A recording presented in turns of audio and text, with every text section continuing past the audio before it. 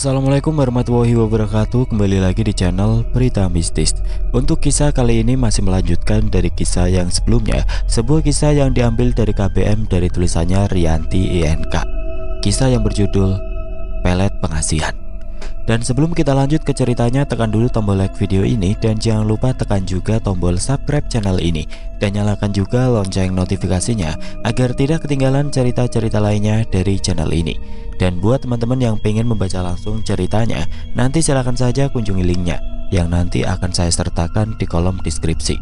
Dan seperti apa untuk lanjutan dari kisah ini, langsung saja kita masuk ke ceritanya.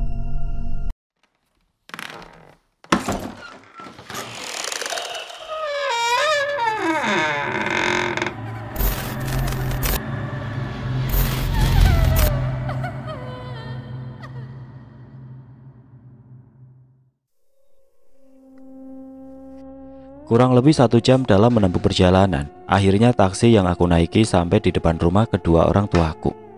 Segera aku turun dan membayar ongkos taksi pada Pak sopir. Dia lalu pergi setelah membantuku menurunkan koper dari bagasi dan membantu membawanya sampai ke depan pintu rumah ayah. Hari sudah mulai malam. Suara adzan maghrib sudah terdengar berkumandang beberapa menit saat aku masih dalam perjalanan tadi. Aku melihat sekeliling rumah kedua orang tuaku. Semua masih terlihat sama, seperti ketika aku pergi meninggalkan rumah ini untuk yang terakhir kalinya. Aku menarik nafas panjang. Sebelum mengetuk pintu, ada keraguan di dalam hati ini.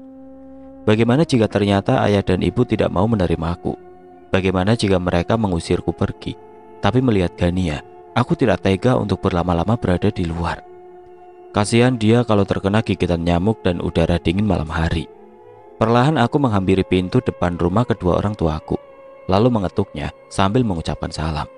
Tidak terdengar jawaban dari dalam rumah. Pasti karena ayah dan ibu sedang berzikir setelah selesai sholat, seperti yang selama ini mereka lakukan. Beberapa lama kemudian pintu terbuka. Tampak ibu berdiri di balik pintu.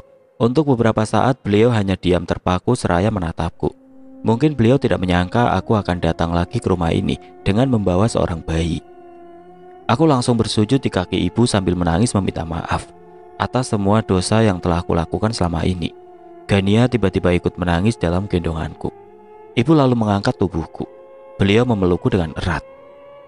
"Ibu sudah maafkan kamu, Dok," kata ibu dengan suara serak menahan tangis. Sejenak kami saling menangis dalam diam. Damai rasanya hati ini bisa menangis lagi dalam pelukan ibu, orang yang sangat aku cintai. Beliau lalu mengambil Gania dari gendonganku dan berusaha untuk mendiamkan tangisannya. Ibu kemudian membawanya masuk ke rumah. Aku lalu menyusul ibu masuk sambil membawa koper. Kami duduk di ruang tamu. Keadaannya masih sama, tidak ada yang berubah. Ibu masih berusaha untuk mendiamkan tangisan Gania yang mulai reda. Tidak lama ayah keluar dari kamar dan menghampiri kami. Segera aku bangkit dari duduk dan bersujud di kaki ayah. Sambil menangis aku meminta maaf pada ayah atas semua kesalahan yang selama ini sudah aku lakukan. Sama seperti ibu, ayah pun sudah memaafkan aku. Betapa bahagianya rasa hati ini, mempunyai orang tua seperti ayah dan ibu, yang dengan mudah memberikan maaf padaku yang sudah sangat jelas telah menyakiti dan melukai perasaan mereka. Aku melihat ayah dan ibu begitu gembira melihat Gania. Terlihat dengan jelas kebahagiaan di raut wajah mereka. Gania pun sepertinya tahu jika kehadiran dirinya sangat disukai oleh kakek dan neneknya. Dia tertidur dengan pulas di dalam gendongan ibu. "Kamu sudah makan belum, Dok? Kebetulan ibu masak sop daging kesukaan kamu hari ini. Kamu harus makan banyak agar ASImu banyak dan lancar, biar Gania cepat besar," kata ibu sambil masih terus saja memandangi Gania. Tanpa menunggu disuruh 2 kali, aku langsung menuju meja makan setelah sebelumnya mencuci tangan dan kaki. Aku memang sedang lapar karena tadi di tempat kos aku belum sempat makan. Aku lalu makan dengan lahap, kangen rasanya dengan masakan ibu. Aku makan sambil memandang ayah dan ibu yang sedang memandangi Gania. Setelah selesai makan, aku membawa masuk koper dan semua barang yang aku bawa ke dalam kamar tidurku. Kunyalakan lampu kamar dan mataku melihat sekeliling. Tidak ada yang berubah. Semua masih sama seperti ketika terakhir aku pergi meninggalkan rumah. Aku lalu mengganti pakaian yang aku pakai dengan baju tidur. Setelah itu merapikan kasur yang sebenarnya sudah rapi, menaruh perlak untuk alas tidur Gania. Aku juga langsung menyusun baju-baju yang dibawa ke dalam lemari, menata baju dan perlengkapan milik Gania di keranjang plastik yang biasanya aku pakai untuk menaruh pakaian yang belum disetrika. Ayah dan ibu belum bertanya lebih jauh tentang kehidupan yang selama ini aku jalani. Selama pergi meninggalkan rumah dan menikah dengan Dokter Hilan, mungkin mereka sedang memberi waktu agar aku beristirahat dulu malam ini. Aku merebahkan diri di atas kasur, mataku lurus menatap langit-langit. Aku merasakan kebahagiaan yang sangat. Bisa berada kembali di rumah ini. Entah kenapa, aku tidak lagi memikirkan soal Dokter Hilan yang tidak bisa dihubungi. Aku juga merasakan ketentraman dan kenyamanan berada di rumah ini. Tidak lagi merasakan gelisah dan khawatir. Aku merasakan ketenangan yang sangat. Dian, sepertinya Gania haus ini, Nduk. Terdengar suara ibu sambil mengetuk pintu. Bergegas aku beranjak dari tempat tidur dan membuka pintu. Tampak ibu tersenyum di balik pintu. Beliau lalu masuk dan menaruh Gania di atas perlak yang sudah aku tata dengan rapi. Coba kamu susui dulu biar dia bisa tidur nyenyak nanti malam. Sambil badannya kamu baluri pakai minyak telon biar hangat, kata ibu. Seraya membuka kain bedong yang membungkus badan mungil Gania. Beliau lalu mengecilkan volume AC agar Gania tidak merasa kedinginan. Ya sudah, ibu keluar dulu. Kamu langsung tidur juga kalau Gania sudah selesai minum ASI. Gak baik ibu menyusui tidur terlalu malam, kata ibu sambil tersenyum. Aku mengangguk. Iya bu. Ibu lalu keluar kamar dan menutup pintunya.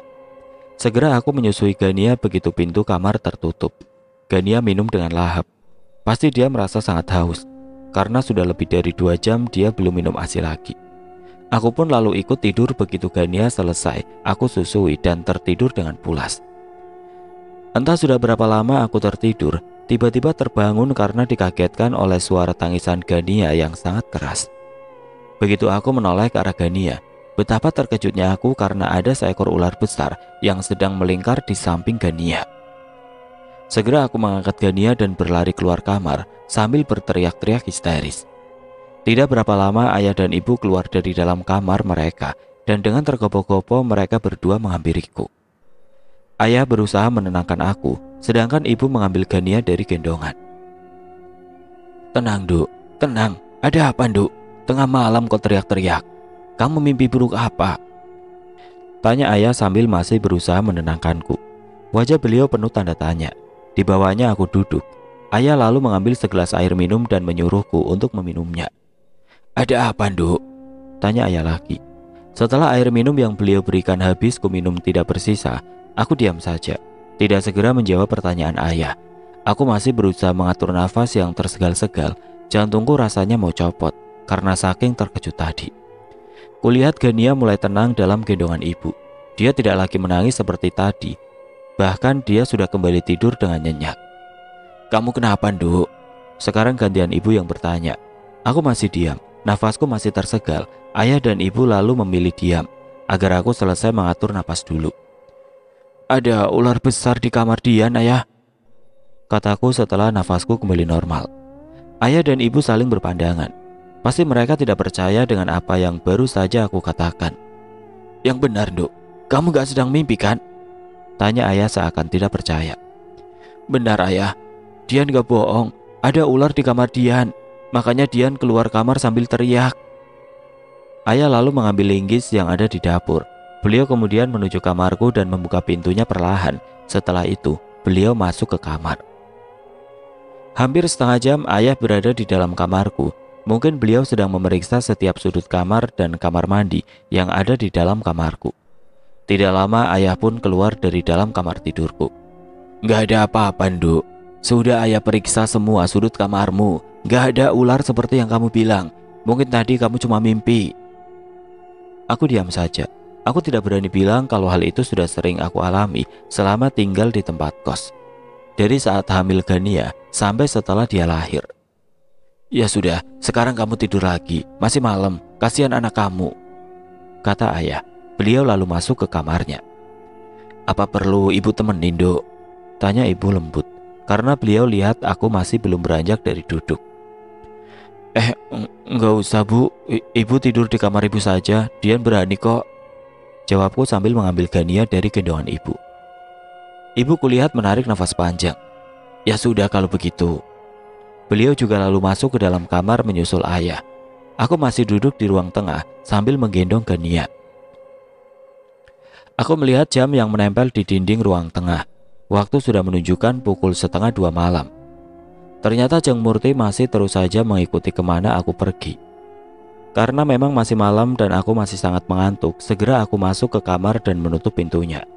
Sengaja aku tidak mengunci pintu kamar karena tidak ada yang perlu aku khawatirkan tidur di kamar sendiri. Berbeda jika di kamar kos, yang mana pintu harus selalu terkunci agar aman. Keesokan harinya aku bangun saat terdengar suara azan subuh berkumandang dari toa masjid. Segera aku memberikan ASI pada Gania. Meskipun dia masih tidur dengan lelap, karena sudah lebih dari 2 jam aku memberikan ASInya yang terakhir. Dian, Dok, sarapan dulu, Dok. Terdengar suara ibu memanggil sambil mengetuk pintu. Aku belum selesai menyusui Gania. Iya Bu, sebentar. Buka aja pintunya, nggak dikunci. Tidak lama pintu terbuka. Tampak ibu di balik pintu. Beliau tersenyum lalu beranjak ke arahku. Oh, ternyata cucu cantik nenek sedang memik susu ya, kata ibu seraya memegang pipi Gania. Gimana tidurnya semalam, Dok? Anteng kok Bu, nggak bangun sama sekali sampai pagi. Jawabku sambil melepas ASI. Karena kulihat Gania sudah tidak mau lagi meminumnya. Mungkin dia sudah kenyang. Sarapan dulu, Dok. Ibu sudah masak. Nanti saja Bu, Dian mau mandi dulu, mumpung Gania masih tidur. Oh, ya sudah kalau gitu. Ibu sama ayah sarapan dulu ya. Aku mengangguk. Iya Bu. Ibu lalu keluar dari kamarku setelah sebelumnya mencium kedua pipi Gania. Aku lalu menutup pintu kamar dan pergi mandi. Hari itu sama sekali aku tidak punya keinginan lagi untuk menghubungi Dokter Hilan, suamiku, ayah Gania. Entah kenapa, sepanjang hari aku habiskan untuk bersama dengan Gania, sambil membaca beberapa buah buku. Sementara ayah dan ibu sudah berangkat ke toko dari pagi tadi, seperti biasanya. Malam harinya setelah makan malam, kami berkumpul di ruang tengah.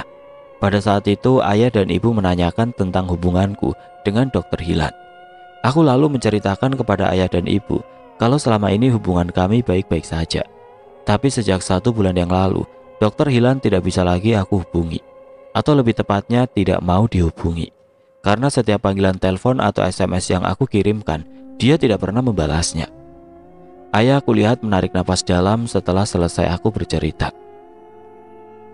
Semua sudah terjadi. Sebaiknya kamu jadikan pelajaran, Dok, agar di kemudian hari kamu gak salah langkah lagi, kata ayah sambil memandangku. Beliau menatapku dengan tatapan rasa iba. Aku mengangguk. Iya ayah. Ada rasa sedih dalam hati mendengar ucapan ayah. Mataku terasa panas. Ada butiran air mata yang berusaha aku tahan dengan sekuat tenaga agar tidak jatuh. Ibu segera merengkuh bahuku dalam pelukannya, seakan memberi kekuatan agar aku kuat menjalani semua ini. Untuk beberapa saat kami saling diam, sibuk dalam pikiran masing-masing. Kulihat Gania menatapku dengan matanya yang indah, seakan tahu akan kesedihan yang sedang aku rasakan. Sebaiknya kamu pindah dari tempat kos dan tinggal saja di rumah ini, Dok, agar Gania ada yang mengawasi selama kamu tinggal kerja, kata ayah setelah beberapa saat kami saling terdiam. Tapi Dian belum sanggup menghadapi omongan teman-teman puskes ayah kalau harus pindah kerja di sini. Aku tidak bisa membayangkan bagaimana reaksi teman-teman kerjaku saat mengetahui kalau Gania adalah anak Dokter Hilan. Aku belum sanggup untuk menutup telinga agar tidak mendengar setiap gunjingan. Kalau gitu, kamu gak perlu pindah kerja. Kamu cuma pindah saja dari tempat kos itu. Nanti ibu carikan orang untuk ngomong Gania. Ibu juga akan pulang dari toko siang hari biar bisa ikut ngawasi Gania, kata ibu mengusulkan. Ayah mengangguk. Iya, Dok, betul kata ibumu. Pindah saja dari tempat kosmu kalau kamu masih belum bisa pindah kerja, kata ayah menimpali. Aku terdiam mendengar ucapan ayah dan ibu. Dalam hati aku membenarkan apa yang mereka katakan. Sebentar lagi waktu cuti habis dan aku harus masuk kerja lagi seperti biasa. Tentu saja Gania tidak mungkin dibawa ke puskesmas. Selain bisa tertular penyakit, sudah pasti juga akan mengganggu pekerjaanku. Tinggal di rumah ini semua akan baik-baik saja. Gania tentu akan lebih aman dalam asuhan neneknya. Aku pun akan bekerja dengan tenang tanpa perlu merasa khawatir memikirkan Gania yang aku tinggalkan. Gimana, Nduk? Mau kan kamu pindah dari tempat kos dan tinggal di sini? Iya, Bu. Nanti Dian akan pindah dari tempat kos dan tinggal di rumah ini. Jawabku akhirnya, karena memang itu adalah pilihan yang terbaik menurutku setelah dipertimbangkan. Ayah dan ibu terlihat begitu gembira mendengar keputusanku. Ayah merencanakan dalam 2 hari ke depan akan mengantarku untuk mengambil semua barang yang masih tertinggal di tempat kos. Sekalian aku akan berpamitan kepada pemilik kos, juga pada tetangga kamar kosku, Ayu dan Mawar. Aku terbangun dengan kagetnya ketika mendengar suara tangisan Gania yang begitu kencang seperti malam sebelumnya. Aku melihat ada seekor ular besar yang sedang melingkar di samping Gania. Spontan aku langsung mengangkat Gania dari tempat tidur dan berlari keluar kamar. Ayah dan ibu datang menghampiri karena mungkin mendengar suara teriakanku. Mereka menanyakan apa sebabnya aku sampai berteriak seperti itu. Ayah lalu pergi masuk ke kamarku dan memeriksanya. Begitu aku bilang ada seekor ular besar di dalam kamar. Lagi-lagi ayah tidak menemukan apapun di dalam kamarku. Tidak ada ular seperti yang aku bilang. Kamu ngimpi mungkin, Duk. Dia nggak mimpi ya. Betul tadi ada ular besar di sebelah Gania. Buktinya dia sampai nangis kejer, kataku sambil bergidik ketakutan. Ayah dan ibu saling berpandangan. Mereka lalu menatapku. Sebenarnya apa yang sudah kamu lakukan, Duk? Tanya ayah. Mata beliau tajam menatapku. Katakan terus terang, Duk. Apa yang sudah kamu lakukan? Biar kami bisa membantumu mencarikan jalan keluar. Aku menarik nafas panjang. Haruskah aku menceritakan tentang perjanjianku dengan Jeng Murti pada ayah dan ibu? Ceritakan saja pada kami, Nduk. Apa sebenarnya yang sudah kamu lakukan selama ini? Kata ibu lembut. Kedua tangan beliau memegang tanganku, seolah sedang memberiku kekuatan untuk mau menceritakan semua yang telah aku lakukan selama ini. Aku menarik nafas panjang. Ada rasa ragu dalam hati untuk menceritakan apa yang sudah aku lakukan selama ini pada ayah dan ibu. Aku takut mereka akan marah dan akan mengusirku pergi dari rumah ini setelah mendengar ceritaku nanti. Aku menatap wajah ayah dan ibu secara bergantian untuk memastikan apakah ada kemarahan di wajah kedua orang tuaku itu. Setelah untuk beberapa saat aku menatap wajah ayah dan ibu, aku tidak melihat sama sekali di wajah mereka menyiratkan kemarahan. Ibu lalu mengambil Gania dari gendonganku yang sudah tertidur pulas kembali. Mungkin maksud beliau agar aku bisa bercerita dengan leluasa. Sebetulnya Dian, aku menggantungkan kalimat karena masih merasa ragu untuk menceritakan pada ayah dan ibu semua yang telah aku lakukan selama ini. Sebetulnya apa, Nduk? Sebetulnya kamu kenapa, Nduk? Apa yang sudah kamu lakukan? Tanya ibu lembut. Beliau menatapku dengan tatapan penuh kasih layaknya seorang ibu. Sebetulnya Dian telah minta bantuan dukun, ayah, ibu, kataku akhirnya dengan perasaan takut yang teramat sangat. Aku takut ayah dan ibu akan marah besar mendengar ucapanku. Aku menundukkan muka, tidak berani menatap wajah ayah dan ibu. Aku betul-betul merasa takut. Aku mendengar ayah menghembuskan nafas dengan sedikit kasar. Pasti karena beliau tidak menyangka aku melakukan hal itu. Untuk apa kamu minta bantuan dukun, Duk? Tanya ayah setelah beberapa saat kami saling terdiam. Nada bicara beliau terdengar gusar. Wajar saja jika ayah dan ibu merasa heran dengan apa yang baru saja aku ucapkan, karena selama ini mereka mendidikku dengan dasar agama yang kuat. Aku lalu menceritakan semuanya, tentang aku yang secara rutin mendatangi tempat praktek Jeng Murti, membeli pupur Cleopatra, melakukan ritual ruatan membuka aura, dan membuang sial. Sampai yang terakhir aku melakukan perjanjian dengan Jeng Murti untuk menyerahkan setiap bayi yang aku lahirkan pada paranormal itu sebagai imbalan atas jasa yang sudah dia berikan. Yang semuanya itu aku lakukan untuk mendapatkan cinta Dr. Hilan. Astagfirullahaladzim, kata ayah dan ibu bersamaan begitu aku selesai bercerita. Aku semakin menundukkan muka, tidak berani memandang wajah ayah dan ibu. Aku tahu mereka pasti merasa sangat kecewa dengan apa yang sudah aku lakukan. Apa yang kamu lakukan itu dosa besar, Nduk. Ayah sama ibu gak nyangka sama sekali kamu sudah melakukan hal bodoh semacam itu, kata ayah sambil berulang kali beristighfar. Suara beliau terdengar serak, mungkin sedang berusaha menahan tangis. Akhirnya malah aku yang menangis terisak-isak. Aku kembali bersujud di kaki ayah dan ibu sambil meminta maaf atas semua yang sudah aku lakukan. Kamu harus segera bertaubat, Nduk. Minta ampun sama Gusti Allah. Kamu sudah berani menyekutukan Dia. Jangan sampai Allah murka atas semua yang sudah kamu lakukan, kata ayah. Nada bicaranya terdengar sangat serius. Itu artinya aku harus menuruti apa yang beliau katakan. Aku mengangguk. Iya ayah, jawabku masih sambil terisak. Ya sudah, kamu tidur lagi saja. Kasihan Gania, masih larut malam ini. Biar ibumu yang nemenin. Besok pagi ayah akan datang ke rumah Pak Kiai. Mohon bantuan beliau atas masalah kamu ini. Setelah itu ayah lalu masuk ke kamar beliau. Sedangkan aku dan ibu masuk ke kamarku. Ibu kemudian menidurkan Gania di atas kasurnya dan beliau berbaring di sisi tempat tidur. Gania tidur dengan tenang diapit oleh aku dan ibu sepanjang malam. Dian, bangun Duk, ini Gania minta minum. Samar-samar aku mendengar suara ibu. Perlahan aku membuka mata. Tampak olehku ibu sedang menggendong Gania. Segera aku bangun dan duduk di tepi tempat tidur. Sambil mengucek-ngucek mata yang masih terasa lengket dan berat, aku menoleh ke arah jam yang menempel di dinding kamar. Waktu sudah menunjukkan pukul 4.15 waktu Indonesia Barat.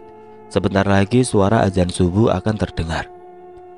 Cuci muka dulu sama gosok gigi sana, biar hilang ngantuknya, titah ibu.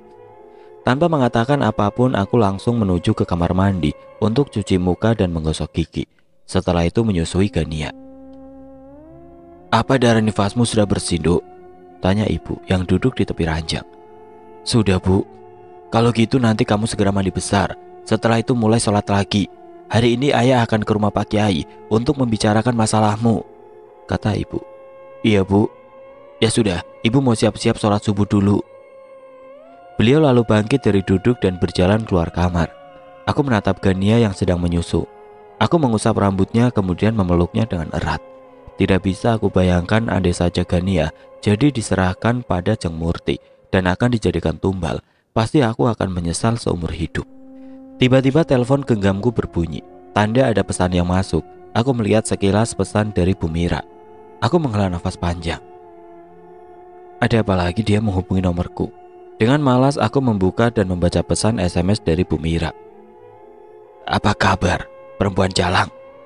Sekarang baru tahu rasa kamu. Rasakan akibatnya dari kelakuan kamu sendiri. Ingin sekali rasanya membalas SMS dari Bu Mira. Tapi ketika melihat Gania, aku mengurungkan keinginan itu. Toh aku tidak lagi merasakan apa yang dulu pernah aku rasakan pada Dr. Hilan. Rasa cinta padanya yang dulu begitu besar, sekarang perlahan hilang, pergi entah kemana. Entah kenapa aku sendiri tidak tahu. Kurang lebih 1,5 jam aku menyusui Gania. Dia lalu tertidur dengan nyenyaknya. Aku segera beranjak dari tempat tidur dan mandi besar. Seperti kata ayah dan ibu tadi malam, aku harus melakukan taubatan nasuha. Taubat yang sebenar-benarnya atas semua apa yang telah aku lakukan selama ini, sebelum Allah mendatangkan murkanya pada aku. Aku telah melakukan dosa yang sangat besar dan tidak akan terampuni jika tidak segera bertaubat. Aku telah menyekutukan Allah dengan mendatangi tempat praktek Jeng Murti yang sudah jelas dia bersekutu dengan iblis. Aku bahkan melakukan hal itu hingga bertahun-tahun lamanya, memakai pupur Cleopatra dan meyakini bahwa pupur itu bisa membuat orang jatuh hati padaku. Melakukan ritual ruatan yang kata Jeng Murti untuk membuka aura dan membuang sial.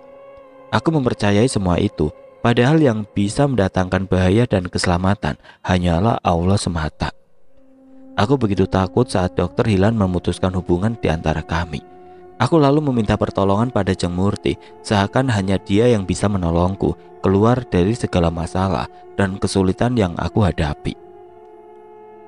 Aku begitu percaya pada Jeng Murti, sampai tanpa berpikir panjang lagi, mau melakukan perjanjian dengan dia. Bahkan menyetujui ketika dia menyebutkan syarat perjanjian itu adalah menyerahkan setiap bayi yang aku lahirkan untuk menjadi tumbal atas jasa yang telah dia berikan padaku. Astagfirullahaladzim. Dian, Duk. Terdengar suara ibu mengetuk pintu kamar mandi sambil memanggil namaku. Aku lalu mematikan air keran yang sengaja aku nyalakan karena sedang mencuci baju Gania. Ada apa, Bu? Tanyaku sembari menyembulkan kepala setelah pintu kamar mandi kubuka sebagian. Cepetan mandinya, itu dipanggil ayah. Oh iya Bu, sebentar lagi selesai. Dian sedang nyuci bajunya Gania sekalian, mumpung dia masih tidur. Ya sudah kalau gitu, ibu kasih tahu ayahmu. Ibu kemudian berlalu dari hadapanku dan keluar kamar. Aku lalu bergegas melanjutkan mencuci baju Gania agar cepat selesai dan segera bisa menemui ayah. Setelah berpakaian rapi, aku lalu menemui ayah di ruang tengah sambil menggendong Gania, karena aku khawatir akan terjadi sesuatu pada Gania jika dia ditinggalkan sendirian di dalam kamar. Melihat aku datang, ibu segera mengambil Gania dari gendonganku. Beliau lalu menyuruhku duduk di depan ayah. "Ada apa ya?" tanyaku setelah duduk berhadapan dengan ayah. "Tadi ayah sudah menelpon Pak Kiai, bercerita secara garis besarnya saja soal masalahmu ke beliau. Kata Pak Kiai kamu harus diruqyah. Rencana ayah nanti sekitar jam 9 kita pergi ke rumah Pak Kiai. Kamu siap-siap saja. Kamu mau kan kalau harus diruqyah? Karena kata Pak Kiai, untuk melakukan ruqyah itu yang bersangkutan harus dengan kemauan sendiri, tanpa ada yang memaksa." "Iya ayah." Dia nurut apa kata ayah saja. Yang Dian inginkan cuma keselamatan Gania. Dian gak mau kalau sampai terjadi apa-apa sama Gania. Ayah kemudian memberikan banyak nasihat. Aku hanya diam mendengarkan. Tidak terasa air mataku menetes. Betapa aku sudah sangat menyakiti dan melukai hati ayah dan ibu selama ini. Setelah itu kami lalu sarapan bersama. Hari ini ayah dan ibu sengaja tidak pergi ke toko. Mereka akan mengurusi masalahku sampai selesai. Pukul 9 tepat kami, ayah dan aku, berangkat ke rumah Pak Kiai dengan mengendarai sepeda motor. Gania aku titipkan pada ibu setelah aku mandikan dan disusui hingga kenyang. Sekitar setengah jam kami sampai di rumah Pak Kiai. Sebuah rumah yang sederhana, tapi mempunyai halaman yang lumayan luas. Rumah itu berlokasi di tengah persawahan. Terasa sangat sejuk dan adem. Ayah segera mengetuk pintu seraya mengucapkan salam. Tidak berapa lama pintu terbuka, lalu muncul seorang laki-laki yang usianya mungkin sebaya dengan ayah dari balik pintu. Beliau kemudian menyalami ayah dan mempersilahkan kami masuk, yang akhirnya aku tahu kalau beliau itu adalah Pak Kiai. Setelah ayah dan Pak Kiai berbincang sebentar, ayah kemudian memperkenalkan aku pada Pak Kiai. "Ini Dian, anak saya Pak Kiai, yang saya ceritakan tadi di telepon. Baru beberapa hari ini dia pulang ke rumah, karena sebelumnya dia tinggal di tempat kos. Nah, dalam 2 hari ini setiap tengah malam, cucu saya tiba-tiba menangis keras dan kata Dian, dia melihat seekor ular besar ada di atas kasurnya. Tapi setiap kali saya periksa kamarnya, gak ada ular seperti yang dia bilang," kata ayah. Pak Kiai mendengarkan cerita ayah dengan seksama, tanpa sedikit pun menyela perkataan ayah. Beliau mendengarkan sampai ayah selesai menceritakan semuanya tentang apa yang telah terjadi selama aku tinggal di rumah ayah. Juga tentang apa yang telah aku lakukan sebelumnya selama ini. Datang ke tempat praktek Jeng Murti, memakai pupur Cleopatra yang digunakan sebagai pelet pengasihan, melakukan ritual ruatan yang katanya untuk membuang sial dan membuka aura. Bahkan yang lebih mengerikan, mengadakan perjanjian dengan Jeng Murti untuk menyerahkan setiap bayi yang aku lahirkan kepada Jeng Murti untuk dijadikan tumbal, sebagai balasan jasa atas apa yang sudah dia lakukan untuk membantuku. Jadi begitu ceritanya Pak Kiai. Saya mau minta tolong bagaimana sebaliknya agar Dian dan anaknya nggak lagi mendapat gangguan, kata ayah setelah beliau selesai bercerita. Kulihat Pak Kiai menarik nafas panjang setelah beliau selesai mendengar cerita ayah. Beberapa kali beliau mengucapkan istighfar. "Yang bisa menolong semua kesulitan kita hanya Allah. Hanya Allah yang bisa membantu menyelesaikan semua masalah kita. Kita harus meyakini dulu itu. Jadi nanti saat Mbak Dian insya Allah sembuh, itu semata karena pertolongan Allah, bukan karena saya," kata Pak Kiai. Ayah dan aku manggut-manggut mendengar wejangan dari Pak Kiai. "Apa Mbak Dian sudah siap untuk diruqyah?" tanya Pak Kiai. Aku mengangguk. "Sudah Pak Kiai. Sekarang coba ambil air wudhu lalu pakai mukena ini," kata Pak Kiai sambil memberikan sebuah mukena yang beliau ambil dari lemari yang ada di ruangan itu. Aku lantas mengambil air wudhu di musola yang ada di halaman rumah Pak Kiai. Setelah itu lalu mengenakan mukena. Pak Kiai kemudian memanggil istri dan putrinya. Pak Kiai bilang mereka nanti yang akan menjaga aku saat ruqyah sedang berlangsung. Pak Kiai lalu menyuruhku untuk berbaring dan memejamkan mata. Sebelumnya aku disuruh membaca 2 kalimat syahadat. Beliau lalu memakai sarung tangan, kemudian tangan kanan beliau memegang kepalaku sambil mulai membacakan doa-doa ruqyah. Sedangkan istri Pak Kiai duduk di sebelah kananku. Beliau memegangi bahuku, sementara putri beliau duduk di samping ibunya. Dia memegangi kakiku. Sementara itu ayah duduk di sudut ruangan. Saat ruqyah berlangsung, tiba-tiba aku merasakan kesakitan yang sangat pada badanku. Tubuhku seperti sedang dikuliti dan digores dengan sebuah silet. Sangat sakit dan pedih. Terlebih lagi ketika Pak Kiai memukul telapak kakiku, aku semakin merasa kesakitan. Aku berguling-guling dengan hebatnya karena merasa kesakitan yang sangat. Sampai-sampai istri Pak Kiai dan putri beliau kewalahan memegangi badanku. Aku juga menangis menjerit-jerit sambil terus berguling-guling. Ayah yang bercerita seperti ini saat aku sudah selesai diruqyah. Selama hampir 2 jam Pak Kiai baru selesai meruqyah. Badanku terasa sangat lemas. Putri Pak Kiai lalu memberikan aku segelas air minum yang kemudian aku meminumnya sampai habis. Pak Kiai lalu berpesan agar aku melakukan taubatan nasuha dan berjanji pada diri sendiri untuk tidak pernah lagi berhubungan dengan yang namanya dukun. Jangan sampai meninggalkan sholat dan diusahakan untuk membaca Al-Quran setiap selesai sholat. Beliau juga bilang agar aku senantiasa berzikir supaya Allah selalu melindungi dari segala bentuk kejahatan makhluk ciptaannya. Terus ular yang datang itu bagaimana Pak Kiai? Apa perlu dibacakan doa-doa agar enggak datang lagi? Tanya ayah dengan nada suara yang masih khawatir. Pak Kiai tersenyum. Gak perlu Pak, yang penting Mbak Dian menjalankan apa yang sudah saya bilang tadi. Insya Allah atas izin Allah, nanti juga gak akan datang lagi. Jawab Pak Kiai, membuat aku merasa lega, juga ayah pastinya.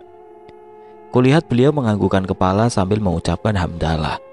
Setelah berbincang beberapa saat, kami lalu mohon pamit. Tidak lupa ayah dan aku mengucapkan banyak terima kasih atas bantuan yang telah diberikan oleh Pak Kiai. Di sepanjang jalan menuju rumah, HP-ku terus saja berbunyi. Tanda ada beberapa buah pesan yang masuk. Aku melihat sekilas. Tidak berani membacanya karena sedang berada di atas motor. Ada banyak pesan SMS dari Jeng Murti.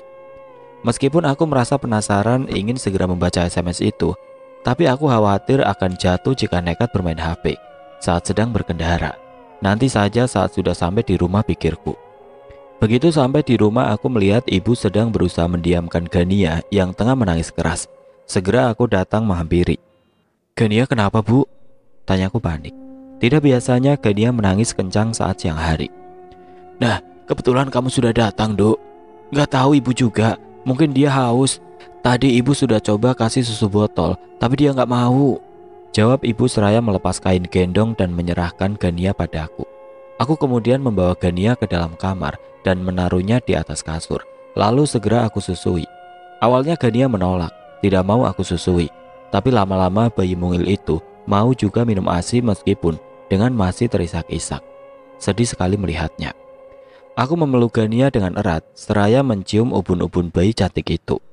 Tidak terasa air mataku menetes. Aku merasa sangat bersalah padanya karena pernah berniat akan menyerahkan Gania pada Jeng Murti dan akan dijadikan sebagai tumbal. Ibu macam apa aku ini?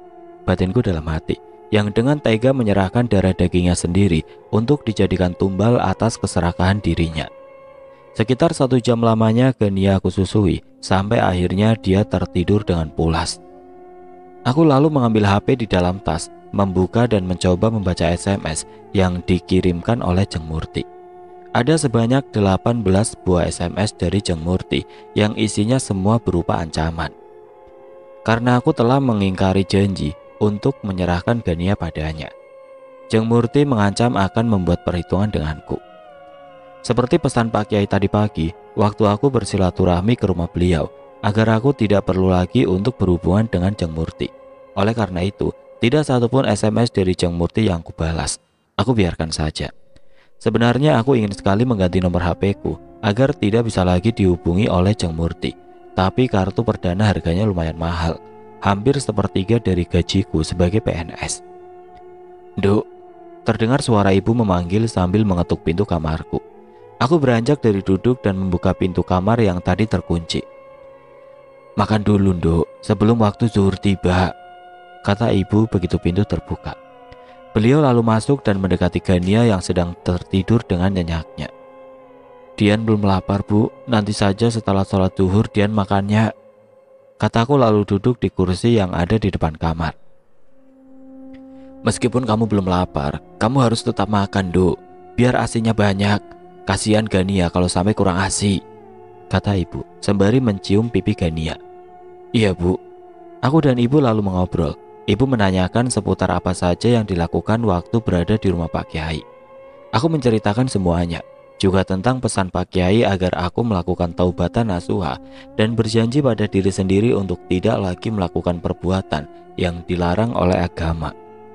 Ibu juga bertanya tentang hubunganku dengan Dr. Hilan, juga tentang perasaanku padanya. Aku mengatakan pada ibu bahwa aku dan Dr. Hilan sudah tidak lagi berkomunikasi seperti yang pernah aku ceritakan sebelumnya pada ayah dan ibu. Mengenai perasaanku pada Dr. Hilan, aku tidak bisa menjawabnya. Aku tidak tahu perasaanku saat ini padanya, apakah masih mencintainya atau tidak. Yang kurasakan, aku tidak lagi menggebu ingin selalu bersama dengan Dr. Hilan. Seperti sebelumnya, aku juga tidak punya keinginan untuk bertemu. Entah kenapa, aku merasakan biasa saja, tidak ada yang istimewa. Aku melihat ibu menarik nafas panjang setelah mendengar aku bercerita. Kamu yang sabar ya, Nduk, menerima semua masalah ini. Terus berdoa, mohon sama Gusti Allah agar diberi kekuatan untuk menjalani semua ini, kata ibu lembut, membuat mataku berkaca-kaca. Kami menyudahi obrolan ketika terdengar suara azan dari toa masjid. Ibu lalu keluar dari dalam kamarku dan aku segera mengambil air wudhu. Selesai sholat, aku berdoa dengan khusyuk, mohon ampunan pada Allah atas semua dosa yang sudah aku lakukan selama ini. Dengan berlinang air mata, aku menyesali semua apa yang sudah aku lakukan. Ada rasa lega dalam dada. Begitu aku selesai berdoa, terasa lebih ringan, tidak seperti sebelumnya. Selama 1 minggu berturut-turut, ular besar kiriman Jeng Murti masih terus datang menggangguku.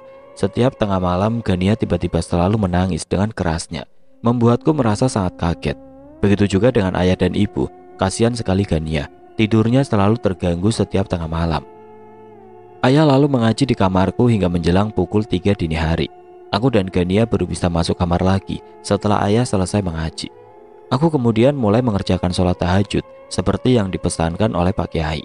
Hingga menjelang waktu subuh, Gania tidur dengan pulas, tidak lagi merasa terganggu. Selama 1 minggu aku rutin mengerjakan semua yang dipesankan oleh Pak Kiai. Sholat tepat waktu, mengaji, sholat duha, sholat taubat, dan sholat tahajud.